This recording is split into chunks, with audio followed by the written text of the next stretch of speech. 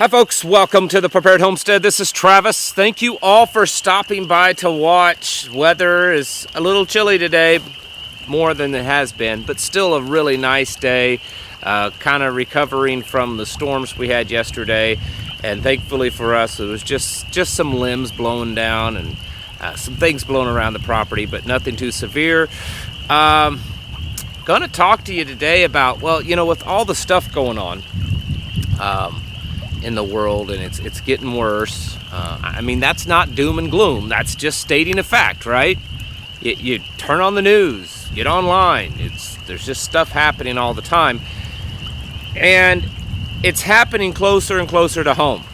It may not necessarily be in your neighborhood yet, but this stuff is happening right here on our own soil.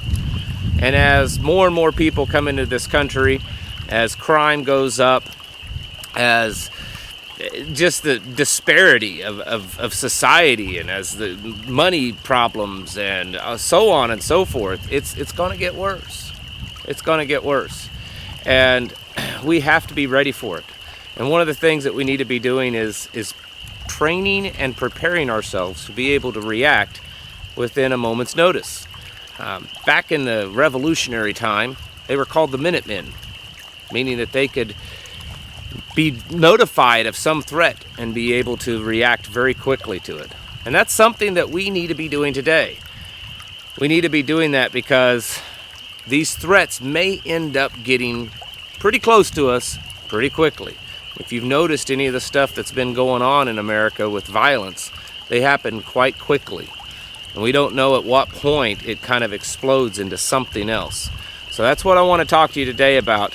And in light of the recent Media Matters, article, I wore this shirt that I'm sure now more than ever that I'm on. If you're interested in this t-shirt, which is my own personal design, there is a link down in the description below. T-shirts are made by some good close personal friends of ours, so you can, they're not being made by some company that you don't even know who they are. It's talked about a lot online. I've even made my fair share of videos about, responding like a Minuteman. In fact, it was one of the very first videos that I made when I first started making videos on YouTube, was talking about when there is a danger, especially the type of danger that you might need something like this, you need to be able to react pretty quickly. And it doesn't matter if it's a two-legged, danger, or maybe a four-legged. For us homesteaders, oftentimes we may have to encounter coyotes and raccoons and, bobcats and other things that, could kill one of our livestock, endanger some of our family members. And so we need to react very quickly. And unfortunately, in my opinion, the way our society is going nowadays, not too many people really know how to react that quickly. They freeze. Most people, especially those that have not seen any type of combat or, dangerous stuff on the streets, law enforcement or anything like that, they freeze. They freeze very quickly when things get bad, and they don't know what to do. They don't know how to react. And so that's where part of that training comes in, to teach you and to condition you so that you know how to react very quickly. This is why, one of the reasons, not the only reason, this is one of the reasons why I believe what our community is doing in working with the fire department and responding to 911 calls. We are kind of the quick attack, quick response type team, meaning that we're usually, because of the circumstances, are able to more rapidly respond than most of the other members of the fire department. And so that's what we do. As soon as that call comes in, we get moving very, very quickly. And so in that sense, it's teaching us, it's training us, it's honing our skills to be able to respond very rapidly. Sometimes the call comes at 2 or 3 in the morning, you're sound asleep, you got to jump up, get dressed very quickly, grab your gear and go. And you need to become very alert very quickly. You're going to be driving possibly high speed, lights and sirens, right out of a dead sleep. So that's why I think that it's one of the good reasons why we're doing what we're doing is because it's just honing our skills. Now, some of us, myself and many others, have done this type of work in the past, or you've been in combat or other situations where you have to respond very quickly. You have to go from sedentary, asleep, relaxed, whatever it is, to immediate threat and danger and react to it very quickly. The rest of you, it's something you're going to have to work on, because it's just not something that's natural for most people. When something happens, and I'm going to use examples of real life examples, maybe not specific, but of what we as a local team, our ERT team, what we do, and that's getting a call, whether it comes through on the radio or through on our phones, and we have to react very quickly. And I can tell you from personal experience, if you have not done that, or if you have not done that in a long time, your adrenaline dumps way too quickly. And what happens is you start doing this. You start doing this, and you're fumbling, and you can't grab your keys, and you're trying to put your boots on, and you're trying to buckle your belt and pull your pants on, and you're tripping and falling and putting your leg in the wrong pant leg, and you get a little crazy. The very first call that I went on was a medical call with this department. It had been over a decade since I had gone on a type of call like that. And so I was rusty, okay? And that very first call, I get there, I was the first one on the scene, and I go in, again, a medical issue. I'm not going to give you the details because I can't. But very quickly, I noticed that I was doing this, and I'm trying to get things out of my scene bag, and I'm trying, asking questions, writing things down. I couldn't put gloves on, all this kind of stuff. And it clicked in me. I was like, what in the world? Why are you acting this way? I'm asking myself this. You've done this before. And I had to take a deep breath and calm myself down. This is actually fairly normal for people that have never had to react very quickly. And so when something happens, and it could, maybe you'll be fortunate enough to live your life and never have to deal with something dangerous or threatening or that needs an immediate emergency attention. And it may not be using something like this. It may be someone in your family has become injured and you have to respond very quickly to stabilize them, to give triage type care until more advanced help arrives. Either way, you need to plan and train and practice, because if you've never done it, it's going to be difficult on you, and it's going to throw you through a loop, and you're very possibly going to endanger yourself or others because you're not reacting properly to it. This isn't a criticism to you. This isn't telling you that there's some weakness. This is just telling you that this is how it normally is.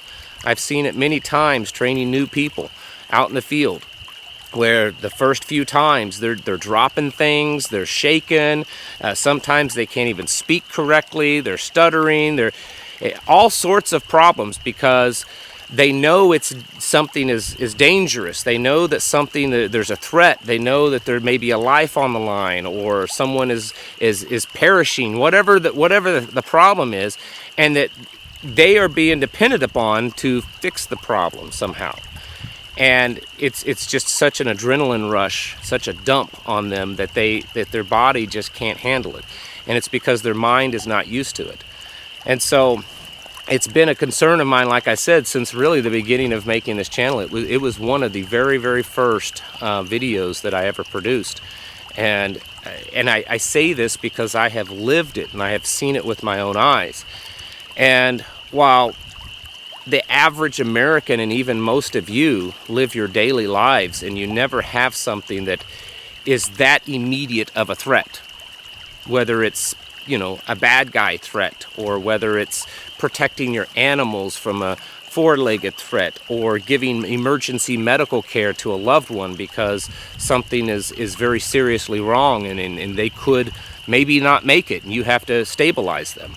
Whatever it is, the average person doesn't deal with that, maybe ever in their life, and definitely not on a regular basis. And so you can go out and you can do all sorts of training. You can get really good at shooting targets. You can get really good at different defensive and offensive tactics. But that's very different than experiencing that natural adrenaline dump when something bad happens, when your brain finally kicks in, and it doesn't take very long, that there is an immediate threat, that this is very bad, and now you don't know what to do. Your coordination goes out the window, everything. I remember way back in academy, we used to do drills, and they were pistol shooting drills, and we would set up our targets at our normal range, and then we would go running. We'd put all our full uniform gear on, and we would go running, and we would run as hard and as fast as we could, and we would run in circles around the range to the point that we were puking our guts out. We were having cramps in our sides, our legs were cramping. I mean, we were running to the point of nearly passing out, and then we would run up to the line and pull our pistol and start firing and see just how good we could do. And even the best of us did horribly, because it's very difficult to control that firearm in that kind of situation, and that's a very good simulation. You know, no matter how much training you do and how real you make it, your brain is still not telling you that there is an immediate threat. And so unless you're doing particular training that can potentially simulate that adrenaline, you may be building good motor skills, but the fact is that when your adrenaline spikes, a lot of those motor skills are going to go out the window. And it doesn't happen until you have trained enough and developed the ability to overcome that, the ability to in your mind to calm yourself down. And you can do that. People do it all the time. You know, myself now, you know, when I go, it's actually very calm. You know, getting dressed, getting in the vehicle, driving, you know, code to the scene, handling whatever the situation is, very calm. Those of you that have been in combat situations, or law enforcement, or firefighters, or EMS, or maybe a few other types of careers, you know what I'm talking about. You know, you get to where you're calm about it. You don't get that shakes, and you don't get that confusion and that tunnel vision and all that kind of stuff, because you've grown used to it. And so for the rest of you, I'm telling you that this is something you need to train on.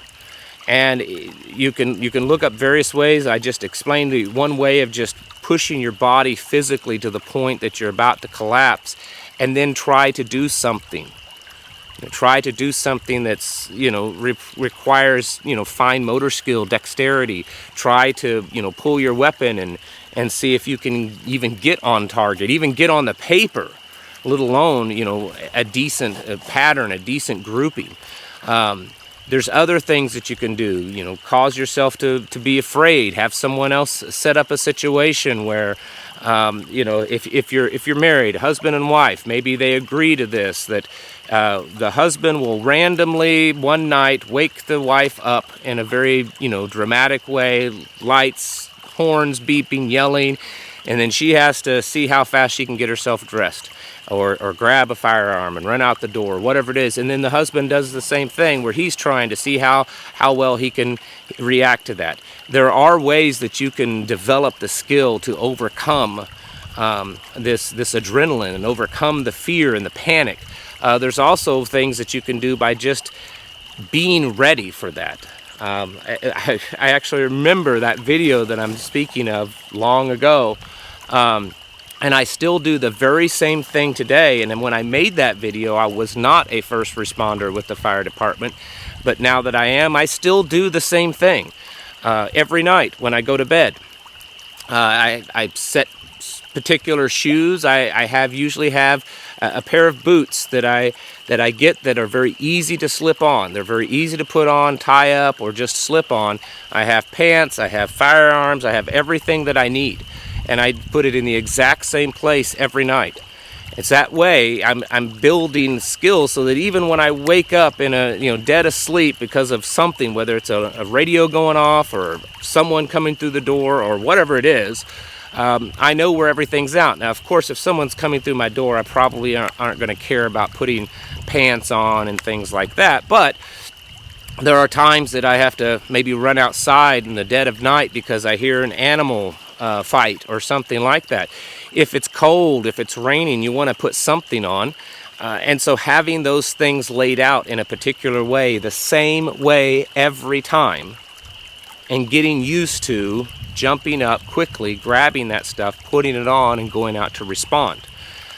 This is another way that you can overcome this.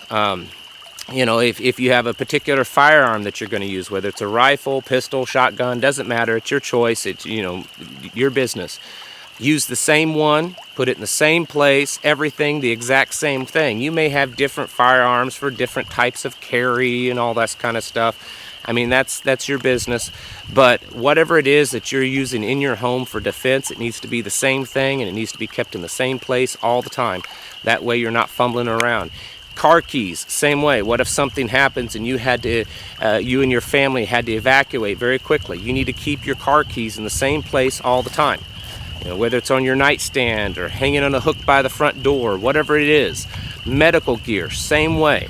Have some sort of medical bag, whether it's an IFAC or a small responder bag or anything, and keep it in the same place. You keep one in your vehicle in one particular place, maybe one in your home in the same place, all of that. These are things that can help you overcome this, because what you end up doing is you're developing muscle memory, and so your brain isn't as terrified because you just know where everything's at. You know where the boots are, you know where the pants are, you know where the car keys are, and so you're not in this frantic trying to figure out where everything's at. These are some things that you can do, but I'm telling you, in the end, just running drills over and over again occasionally is the best thing, because I'm telling you from experience, unless you're some kind of superhuman, if you've never lived through something like what I'm talking about, where it's just an immediate emergency that you have to wake up from, or, you know, even if you're awake, it can happen. You're going to be shocked, and you don't want that first time to be a situation where it's a life and death situation for you and your family.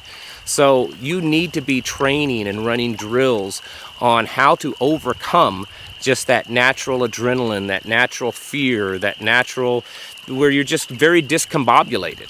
And you can overcome it, but you're going to have to practice. You're going to have to develop the skill to do that.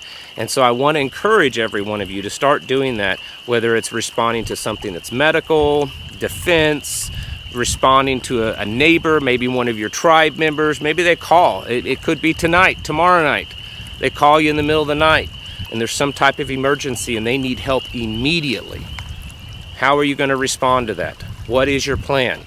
You better have a plan, because as this nation falls apart more and more, the odds will continually increase that you will at some point have to deal with something like this in a very quick and emergency way. So you need to be planning and training and developing the skills, because it's time to get your houses in order and to prepare yourselves mentally, physically, and spiritually. Thanks for watching, and I'll catch you in the next video.